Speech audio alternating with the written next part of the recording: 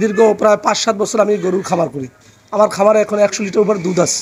আমাদের এই দুধ বিক্রি করতে বাজারে যদি ১০০ টাকা বিক্রি হয়, কিন্তু মধ্যভোগী আমাদের ২০ টাকা কম দেয়। যদি ৮০ টাকা হয় তাহলে সেখান থেকে আমরা ১০ টাকা কম পাই। তাহলে আমরা গরু পালতে সমস্যা ফিল করি। গরুর যে খাদ্যের দাম আর দুধ বিক্রি করা টাকা দিয়ে তা পালা যায় না।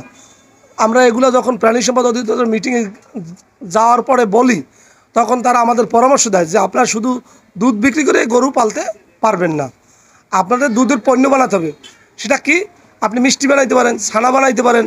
যদি সে দোকান দিয়ে না পারেন তাহলে আপনি ঘিউটাই রাখেন, তারপর দুধটা বিক্রি করেন, তাতে আপনার প্রফিট আসলে গরু পালতে পারবেন। তাদের পরামর্শেই আমরা এই চিন্তা করলাম। তাহলে আমি, আমার এক বড় ভাই আছে, তারও খামার আছে, তারা জানাইলাম যে আসলে দুধ বিক্রি করে গরু পালা যাচ্ছে না, কি করতে পারি?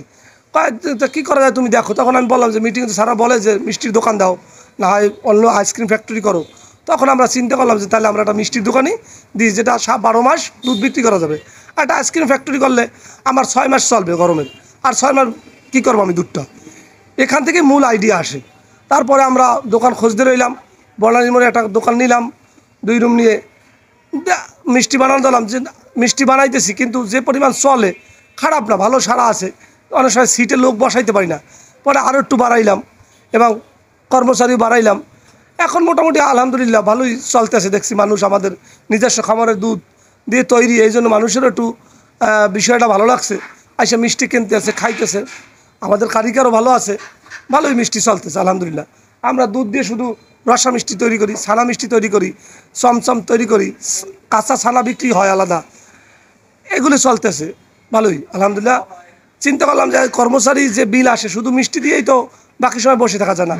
আবার দেখা যায় একজন একটা পরোটা খাইতে আসলে একটা মিষ্টি খায়, একটা ছানা খায়, কি একটা মালাই খায়, কি 2-5টা বাসায় নেয়। তা ঠিক আছে, পরোটা যাও চালু করি। এরপর দেখলাম কিছু লোক এসে দুপুরবেলা খাবার চায়, আমরা দিতে পারতেছি না। তাইলে আমরা যেহেতু সব করছি, লোক আইসা ফিরে যায়, ঠিক আছে আমরা তাহলে খাবারের ব্যবস্থা করি। কিন্তু লোকের চাহিদা থেকে আমরা এই চাহিদা পূরণ করতে আমরা ব্যবসাকে আরও প্রসার করি। এইভাবে আমাদের হোটেল এই পর্যন্ত আইসা পড়ছে। আজকে 5 মাস বয়স। 5 মাসে আমরা লাভ ওইভাবে নিরূপ না করতে পারলেও চাহিদা অনুযায়ী আমরা যোগান দিতেছি মানুষকে। এখনও স্থায়ী কাজ চলতেছে দোকানের। এখনও এই তো দেখাশোনা দেখছেন করছি, পিছনে কারখানা করছি।